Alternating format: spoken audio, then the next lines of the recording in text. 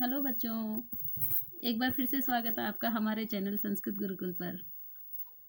ठीक है, आज हम पढ़ेंगे क्लास 6 का चैप्टर नंबर 6। उसका नाम है समुद्र तट है ना।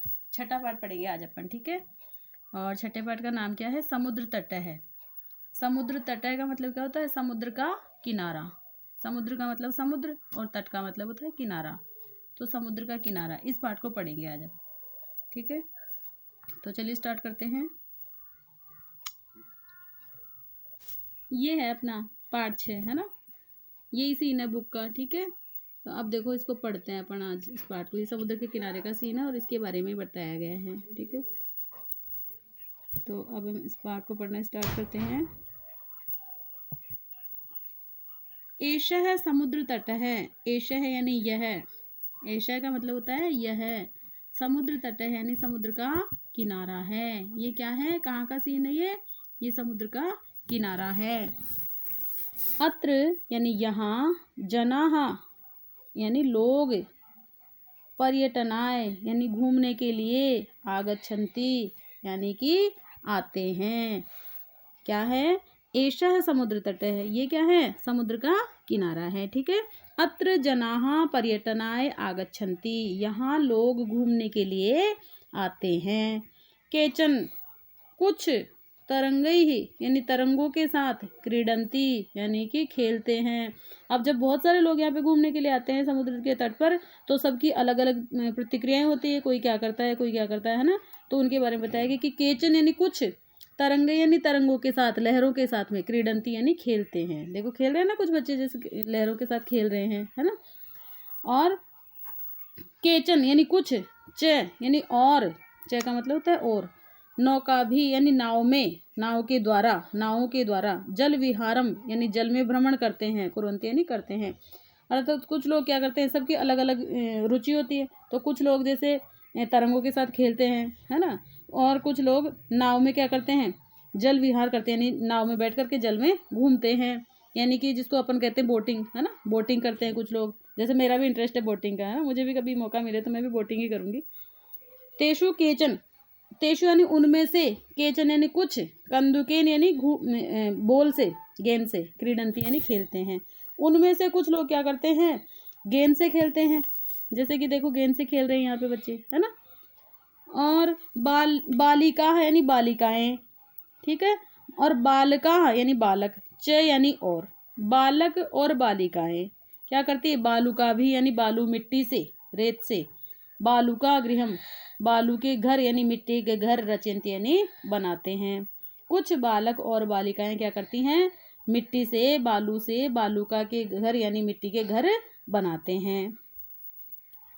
ठीक है, मध्य मध्य, मध्य का मतलब होता है बीच में, और बीच बीच में, तरंगा तरंगों के द्वारा यानी लहरों के द्वारा, यानी उस पानी के द्वारा क्या करते हैं, बालुका गृहम बालू से जो घर बनाए हैं उनको, प्रवाहयन्ति बहा देते हैं, उनको धो देते हैं, बनाते हैं, मिटा देते हैं। करते हैं ना अपन, मिट्टी से खेलते हैं तो बनाते हैं, मिटाते हैं। तो इस प्रकार सब बच्चों की अपनी अपनी रुचि है। कुछ बालक घर बना रहे हैं, बालक बालिकाएं, है ना।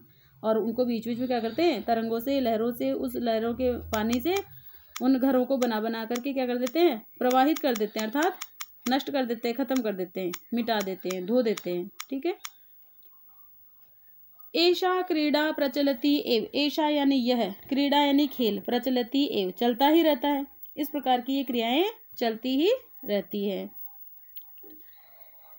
समुद्र तटाः न केवलम, समुद्र का जो किनारा है ना, जो किनारे होते हैं, तटाः यानी बहुत सारे किनारे, बहुत सारे समुद्रों के किनारे, न यानी नहीं, केवलम यानी केवल, पर्यटन स्थानानि, समुद्र के जो किनारे होते हैं वो केवल पर्यटन के स्थल ही नहीं होते हैं, बल्कि देखो और क्या क्या होते हैं। अत्र यानी यहाँ,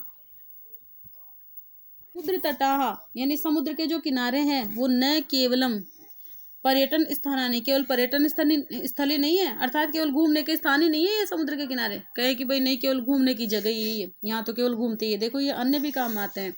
अत्र यानी यहाँ, मत्स्य जीविनः का मतलब होता है मछुआरे। यहाँ पर यानी समुद्र के किनारों पर मछुआरे भी, अपि यानी भी, स्वजीविकाम चालयन्ति अपनी जीविका चलाते हैं, यानी मछलियों को पकड़ते हैं और मछलियों से अपना गुजारा करते हैं। तो ये लोगों के गुजारे का भी एक माध्यम है। ठीक है। अस्माकम देशे, अस्माकम यानी हमारे, देशे यानी देश में, हमारे देश में बहवः यानी बहुत सारे समुद्र तटाः सन्ति, समुद्र के किनारे हैं। हमारे देश में बहुत सारे समुद्र के किनारे हैं, यानी बहुत सारे समुद्र है हमारे देश में, और समुद्र है तो उसका किनारा तो होगा ही, है ना। तो अस्माकम देशे यानी हमारे देश में, बहवः यानी बहुत से, समुद्र तटाः सन्ति, समुद्र के किनारे हैं, समुद्र के तट हैं। अब देखो कौन कौन से हैं और कहाँ कहाँ स्थित है ये भी बताएंगे।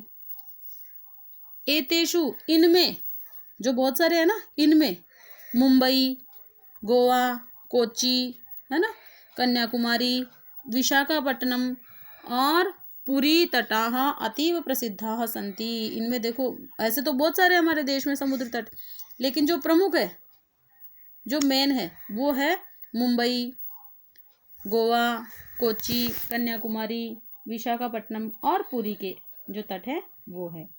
ठीक है।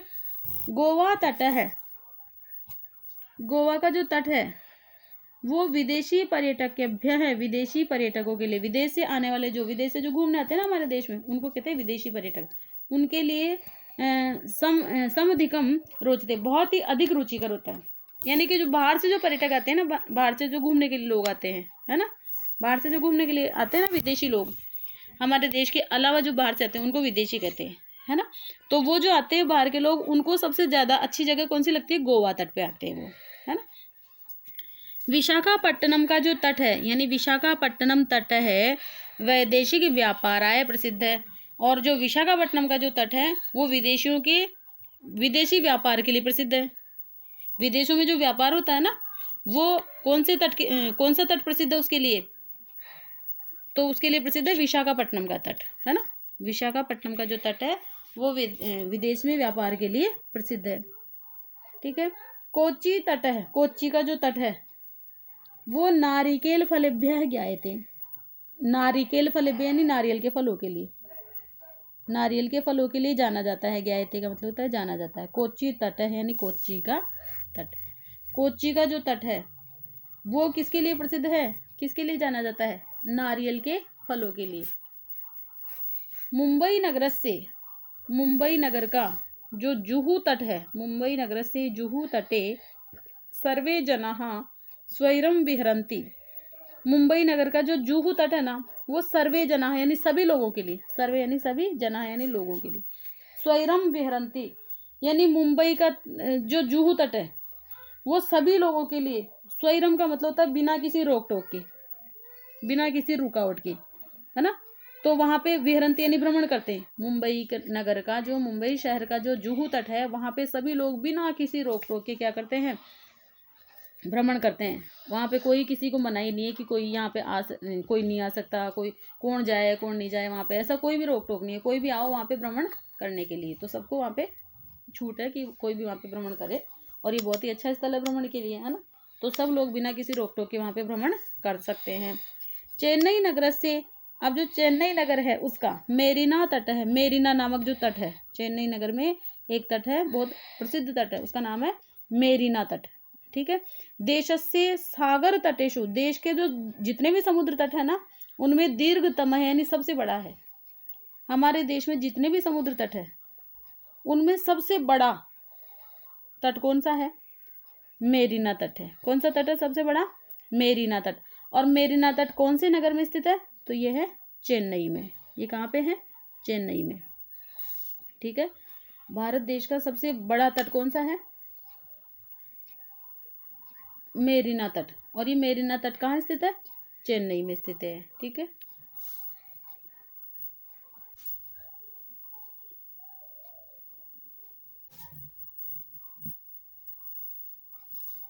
भारतस्य तिस्त्रिषु दिशासु समुद्रतटाः सन्ति। भारत की तिस्त्रिषु का मतलब होता है तीनों, दिशासु यानी दिशाओं में, समुद्र तटाः यानी समुद्र के किनारे हैं। भारत की तीनों दिशाओं में समुद्र के किनारे हैं, 3 दिशाओं में समुद्र के किनारे हैं। अस्मात् एव कारणात्, और इसी कारण से भारत देशः प्रायद्वीपः इति कथ्यते। इसी कारण से भारत देश को प्रायद्वीप ऐसा कहा जाता है। प्रायद्वीप क्यों कहा जाता है भारत देश को? क्योंकि भारत देश 3 ओर से समुद्र से घिरा हुआ है। और जो स्थल 3 ओर से समुद्र से घिरा हुआ होता है वो प्रायद्वीप कहलाता है। ठीक है, अब देखो कौन कौन सी दिशा में कौन सा समुद्र है।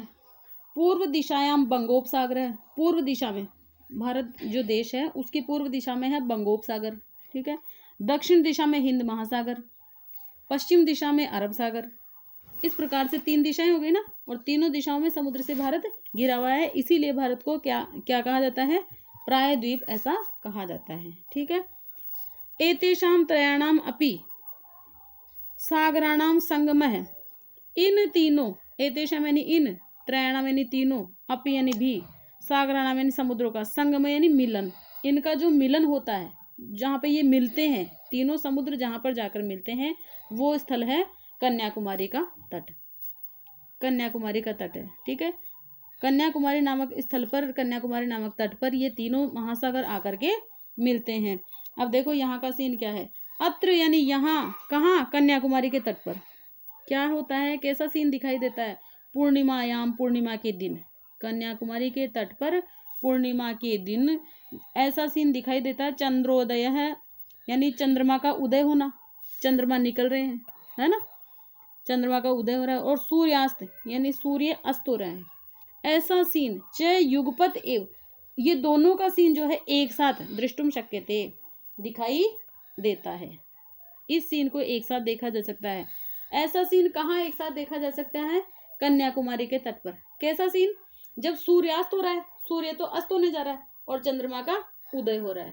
ठीक है ना, तो ऐसा सीन कहाँ देखा जा सकता है, कन्याकुमारी के तट पर। कब देखा जा सकता है, माह में केवल एक बार, पूर्णिमा के दिन, माह में केवल एक बार पूर्णिमा के दिन ऐसा सीन देखा जा सकता है, सूर्यास्त और चंद्रोदय दोनों एक साथ। ठीक है बच्चों, तो आज के लिए इतना ही। नेक्स्ट वीडियो में हम पढ़ेंगे इसके क्वेश्चन आंसर, शब्दार्थ, ये सब पढ़ेंगे हम। ठीक है, तो आज के चैप्टर को अच्छे से पढ़ लेना। Thank you so much, bye bye.